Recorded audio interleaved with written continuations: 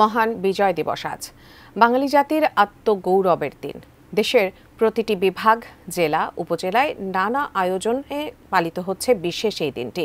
প্রতিনিধিদের তথ্য ছবিতে ডেস্ক রিপোর্ট। সূর্যোদয়ের সাথে সাথে নগরীর পুলিশ লাইনে ৩১ বার তোপধ্বনির মধ্য দিয়ে বরিশালে দিবসটি সূচনা করা হয়। এরপর স্মৃতিস্তম্ভ ও শহীদ মুক্তিযোদ্ধা স্মৃতিফলকে পুষ্পস্তবক অর্পণ করেন সর্বস্তরের মানুষ। খুলনার গল্লামারী বধ্যভূমি স্মৃতিসৌধে মুক্তিযোদ্ধারা সর্বপ্রথম পুষ্পমাল্য অর্পণের মাধ্যমে দিনের কর্মসূচি শুরু করেন।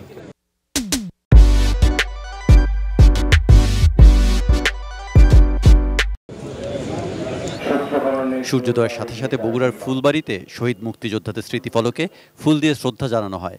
এছাড়া মসজিদ, মন্দির, প্যাগোডা ও গির্জায় বিশেষ প্রার্থনার আয়োজন করা হয়। ৩১ বার তোপধ্বনির মধ্য দিয়ে কুমিল্লায় শুরু হয় মহান বিজয় দিবসের কর্মসূচি।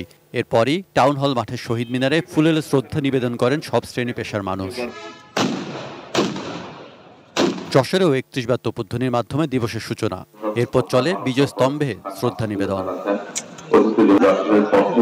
গোপালগঞ্জে ৩১ বার তোপধ্বনি এবং স্বাধীনতা ও বিজয় স্মৃতিস্তম্ভে শ্রদ্ধা নিবেদন সহ নানা কর্মসূচির মধ্য দিয়ে মহান বিজয় দিবসের কর্মসূচি পালিত হয়। পূর্ব আকাশে ভোরের আলো ফোটার সাথে সাথেই বিভাগীয় শহর ময়মনসিংহে ব্রহ্মপুত্র নদের তীরে মুক্তিযুদ্ধ স্মৃতিসৌধে শহীদদের প্রতি শ্রদ্ধা জানানো হয়। সকালে রাজশাহী বিশ্ববিদ্যালয়ের উপাচার্য সহ প্রশাসনের কর্মকর্তারা কেন্দ্রীয় শহীদ মিনারে পুষ্পস্তবক অর্পণ করেন। এরপর শিক্ষার্থী এবং বিভিন্ন সংগঠনের পক্ষ থেকে পুষ্পস্তবক অর্পণ করা হয়।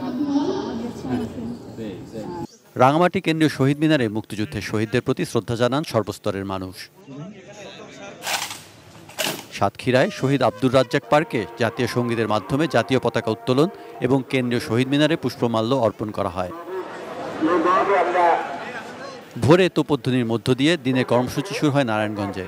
চাষাঢ়ার বিজয় স্তম্ভে পুষ্পস্তবক অর্পণ এবং পরে খেলাঘরের আয়োজনে কেন্দ্রীয় শহীদ মিনারে বিজয়ের গান পরিবেশনের পর শহরে বের হয় শোভাযাত্রা। Saikat Dasgupta, desk report, ATN news.